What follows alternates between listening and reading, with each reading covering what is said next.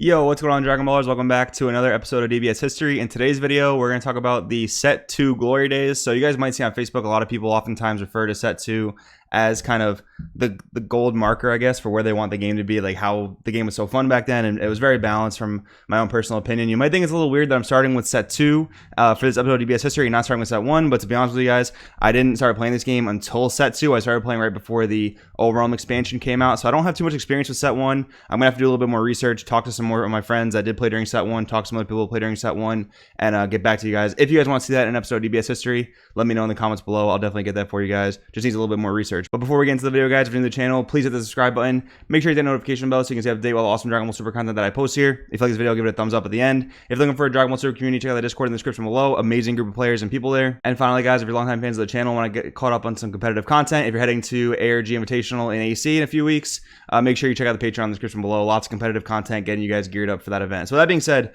we're going to get into this episode of DBS History. So I've got a few different deck profiles here. I've got Soul Striker, which was one of the best, if not the best deck with that format. It's a pretty arguable point. I mean, it was a pretty triangle slash square format where a lot of decks compete. I mean, we had the 4 dominant decks towards the end of Set 2, but before the end of Set 2, when Set 2 first started, we had Soul Striker, Vegeta, and androids at the 1, 2, and 3 spot. And then later on, once the draft box came out, Mecha Frieza came into the picture. And then a lot of you guys probably know where that ended up, the Mecha Frieza saga. But I'll do another video on Mecha Frieza all on its own that kind of deserved its own video.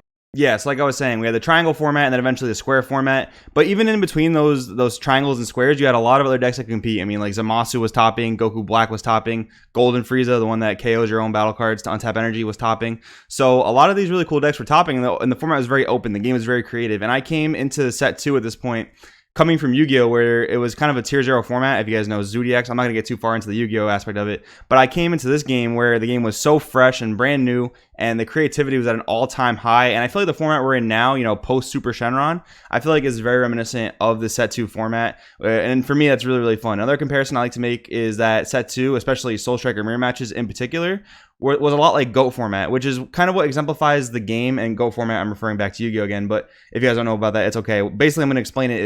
It's very reminiscent of a resource management kind of format in terms of, you know, managing your energy resources, but also managing your hand resources, making the most optimal plays, usually going to reward the better player, the player who makes the better decisions throughout a game. And I really, really enjoyed that about Set 2. That's what really got me hooked into this game. I've heard some things that Set 1 was kind of similar, but Set 2 for me really exemplified that. And then when they introduced Overwhelm, I thought it was amazing. It was a really great time for the game. It was a really cool mechanic to add for some cheap pressure, for some additional utility. And people didn't run a whole ton of Overwhelm. You know, there were no mono black decks. There were no black leaders yet. The only 2 Overwhelm cards in the beginning really were, we had the Crit Mira, the Toa that took a 2-drop or less.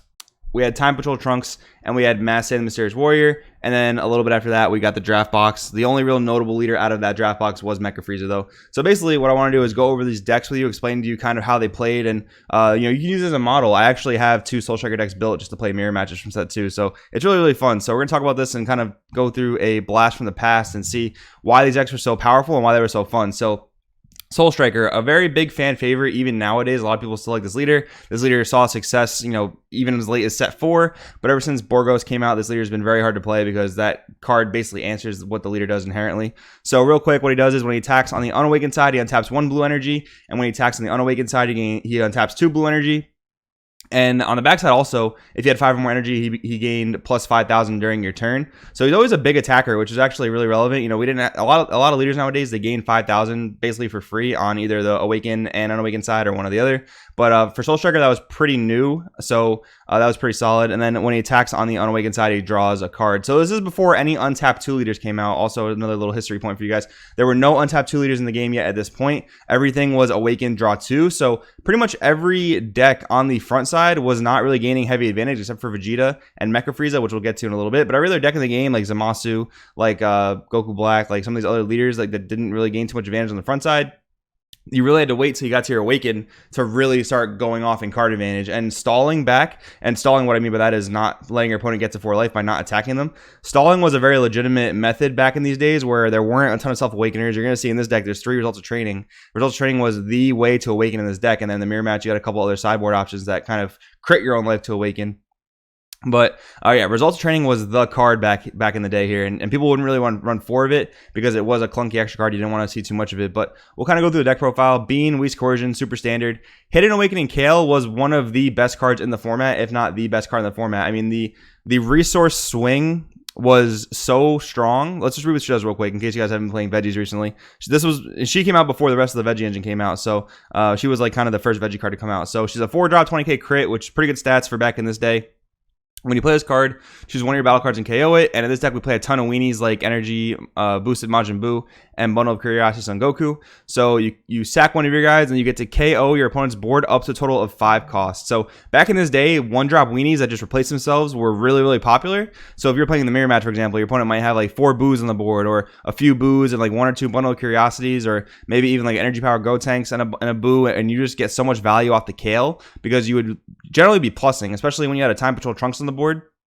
If you were able to go Time Patrol Trunks, get a plus off of that, swing with it, put some pressure on, and then Hidden Awakening Kale, get rid of the Trunks, which is going to go away anyway, you actually didn't really even neg a resource. You basically evened out on that exchange, and then you neg your opponent for however many cards you killed. So that was really solid. Then we added the Radiant Spirits and Gohan. The combo to play cards have been good and bad as the formats have gone on. They're not really seeing a lot of play right now.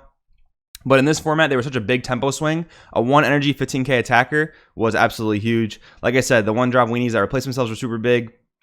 Super Saiyan Gotenks was another one of the best cards in this format, but it was a little clunkier because it was a 10k combo. But basically, in Soul Striker, it was absolutely incredible because what it did was it allowed you to play basically 2 threats in a turn, which many decks weren't really able to do because there wasn't too much untapping. I mean, Soul Striker did the most untapping in the format for the most part. So basically what you would do is you would play Super Saiyan Gotenks on turn 5. You would attack with your Awakened Leader. That would be 4 untapped energy, and the Gotenks replace itself. So you can go for like a Kale. Maybe if you had a Senzu Bean, you can untap all 5 of your energy and go for like the returning evil Golden Frieza, which was another very powerful card paired with Overwhelm because you had, you could put your Time Patrol Trunks back to your hand. So it was almost like a flute in a sense, where you could return the Trunks to your hand and then put the, put one of your opponent's battle cards to the bottom of their deck. So removal, and also allowed you to keep a plus and then use Time Patrol Trunks on the following turn was really good. And finally, one of the cards I want to mention in the Soul Striker deck was Determined Super Saiyan Son Gohan. This was back when tournament packs were absolutely majorly plus. This card, I think, touched like $100 for a few weeks, maybe a week or so, but normally this card sat around $60 for a copy of this card. He came into play and KO'd any battle card. Over time, people started playing less and less of this when androids became less and less popular. But Soul Striker was one of those decks that could beat androids if you knew what you were doing. It's kind of like androids in recent formats. Cell Chain was the big piece of it. But, you had to not go too heavy with letting yourself awaken too fast. You had to hold your awaken for after you got Cell Chain. And this card just came in and cleaned up the 7-drop cell after they dropped it. So real quick, we'll go into Vegeta. So Vegeta was basically the aggro deck of the format. Soul Striker was kind of the mid-range deck of the format, and Vegeta was the aggro deck of the format. So real quick, we'll go over what he does. It's probably been a while since you guys have seen this guy. So you choose one card in your life, add it to your hand, he gains critical for duration of the turn. Now back in set 2 days, when you would do that, when you would take the life and gain critical, you could flip over to your backside and keep critical. They changed that right during the middle of set 3 or right before set 3 came out, but that was the way it was back then. He was an Awakened Draw 2 leader. On the backside, he attacked and drew a card. And again, you could take the life, gain critical. But you usually didn't need to do that because at 4 life, you would flip over, keep critical, and you'd be a 15k attacker. But now that doesn't quite work like that. The other effect of having 7 energy, not very relevant at all. So this deck did a lot more untapping, but not inherently through the leader. You were using Senzu Bean and Unyielding Spirit Trunks quite a lot. Senzu Bean wasn't like the craziest card on defense like it is nowadays. It was very, very aggressive, especially in this Vegeta deck. But in Soul Striker, it was a little bit more defensive.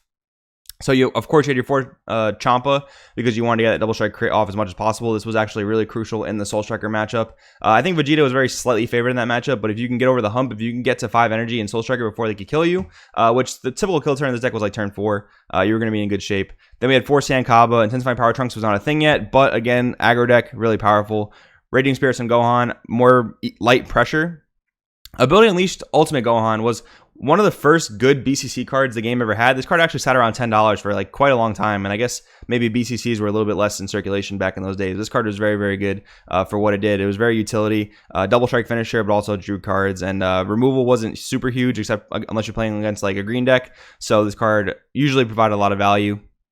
And then people play the Champa chain in Vegeta sometimes just to, search the furthering destruction Champa most of the time. But you also had a top end in destruction, terror, Champa, because games did go pretty long back in those days, especially in against Soul Striker and Mecha Frieza, certain defensive decks like that, control decks, you would go kind of long-winded. And Monaka, believe it or not, saw a lot of competitive play with 2 different cards back in those days. So this Monaka was particularly used for dealing with cells. So when you play this card, if you don't have any battle cards other than this card in play, which Vegeta didn't often have too many cards, and you could kind of manipulate it to where you didn't have cards in certain matchups, you can choose one of your opponent's battle cards, place the card atop of the opponent's deck, and all cards that were under it in the drop area. So it's basically answered 7-drop cell inherently. You would put on top of their deck. It would be a dead draw for them. They might charge it, but they're really not seeing a new card. It's almost like a pseudo Hurrigarn type of effect. So we'll go over and talk about androids. So this is actually an android list. I got 2nd place at one of the events back in the day. I believe it was like North Carolina regional back in set 2. So the cell leader was never super popular. It was pretty much always the Android 1718 because of the flexibility of reducing the cost of your Android threats. So, you know, turns 1 and 2, you would either be setting up or playing androids for pressure. And then on turn 3 or later, depending on when you needed it, it was always a cell chain. So this build actually splashed red, which was pretty neat because it basically allowed you to be a little bit aggressive. And then, you know, pump your opponent's hand with cards with either Champa or Sankaba while also helping you self-awaken. And then you would be able to also search a super combo with Mighty Mass Mysterious Warrior, which Mighty Mass back in this day was super awesome. It was actually really cool in the Vegeta deck as well. If you didn't play the whole Champa engine, a lot of people played Mighty Mass, search out Kneeling Spirit Trunks when that card was at 4. It honestly wasn't even that busted in set 2, to be honest with you. It wasn't one of the cards that people were complaining about. There weren't too many complaints about this format from at least what I remember. So you would be able to search a super combo, and you could search Red Energy with the Mighty Mask. And then Chilling Terror Android 17, believe it or not, was one of the most annoying cards back then. You know, nowadays untapped 2 leaders and wish leaders are way more popular, but back then, you know, this card was one of the biggest floodgates in the game. So if your leader card's an android, your opponent cannot draw cards when their leader activates Awaken, and every leader back then did that. So this is one of the primal threats of that format. Martial Expert TN, another card that nowadays and for the future might never see play again, but we were so limited on awakening options.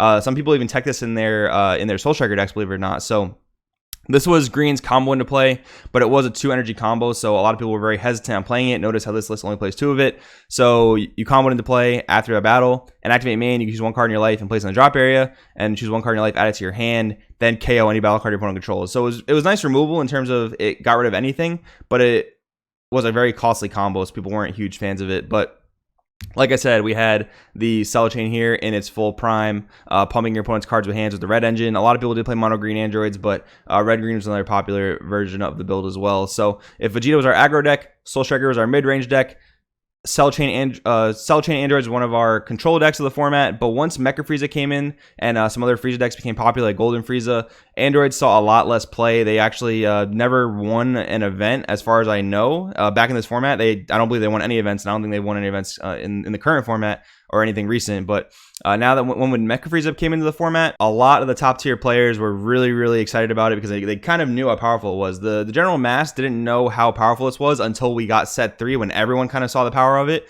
But this was set up to be one of the best decks in the format. And I was playing in California this time, where so many of my locals were messing with this card, and so many of the guys from Chevron's Lair before I was on Chevron's Lair were messing with this deck. They expected it to be the best deck, but Soul Striker was able to keep pace with it in that format. So but this deck really, really murked androids, mostly because of Cold Bloodlust. Yeah, so this guy is not a leader you guys see too much in the current format. I'm going to go over what he does real quick. I'll note that he is errated after that, but basically this card says on either side, when you activate an extra card, you can pay a life to reduce the cost of the extra card by 1 on the front side, and on the back side, you reduce the cost of it by 2. So on the front side, you had things like Monaka being a self-awakener and drawing you a card and giving your leader double strike. Once again, giving your leader double strike on the unawakened side, flipping it over, it would keep double strike back in those days. Today, that doesn't work. And then on the awakened side of your leader, you'd be able to play like objection for free by taking a life, which is absolutely insane. You know, think about set 3 Mecha Frieza days where you would just rip yourself down to 1 life with all the extra cards. This was almost similar, but we didn't have really OP cards like Planet Vegeta back in these days, right? So, and on the backside, he attack and draw a card, and he was awakened, draw 2 leader as well. Now he is errated, where you can only reduce the cost of extra cards on your opponent's turn. So only like your Cold Bloodlust and your negates are going to be free on your turn. You don't get that type of flexibility. You got to play basically like a normal game. So we'll go through this deck list a little bit. Notice this is tricolor. This is one of the biggest decks that was being experimented with before set 3 came out, and then we found out that Mecha Apes and Mecha Veggies were the way to go. But yeah, so we had Senzu Bean, which again was free on both turns. Think about that, like attacking with like a Kale or an Energy Power Gotenks, Senzu Beaning by taking a life, so you're self-awakening, and you're getting 2 energy back from being tapped out. That is pretty bonkers. I honestly myself didn't realize the power of this deck at that time. I wasn't that up in the competitive scene at that point. So objection, again, on the front side, it's a 1 energy play, which is absolutely insane. Turn 1, ramp into 2, and then turn 2, be on 3 energy for like an energy power Gotenks. That was pretty insane. Weezy's Coercion, Cold Bloodlust. Free Cold Bloodlust was absolutely incredibly powerful. This was actually probably one of the cards complained about the most, Cold Bloodlust and Kale, and then you put them in the same deck. The two most complained about cards were definitely a force to be reckoned with. Then we had the Dodoria Super Combo, the Energy Boosted Boo, the Monaka. This is the other relevant Monaka card that was in the format. So this is basically Pot of Greed from Yu-Gi-Oh! Again. Take a life, draw a card off top of your deck. And then when Planet Vegeta came out, you know, this plus Planet Vegeta gave you 8 ways to basically +2, which was absolutely insane. Then we had the combo to play for yellow, Energy Power Gotenks, Super Saiyan Gotenks, a lot of your typical green stuff, Energy Boosted Beerus, and the very expensive Determined Super Saiyan Son Gohan. So this was basically the square format we had back then, where Mecha Frieza came out towards the end of set 2, right before set 3. And a lot of people were already kind of noting that Mecha Frieza was super powerful, but no one really thought it would be the tier 0 beast it was when set 3 came out until all those powerful extra cards came out. But yeah, Android started to really shy away from the format once Mecha Frieza came out and once Golden Frieza came out. I remember actually Peter Katani winning an event, I believe it was a small regional or a pretty decent sized regional actually, with Golden Frieza.